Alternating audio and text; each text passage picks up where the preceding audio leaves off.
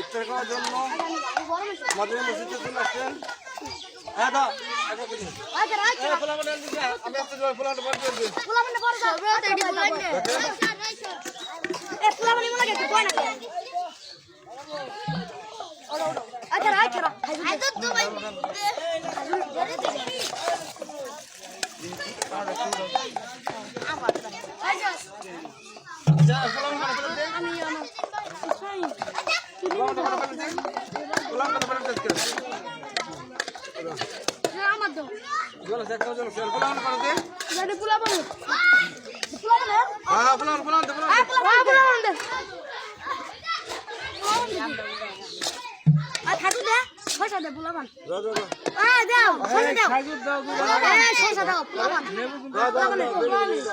আমি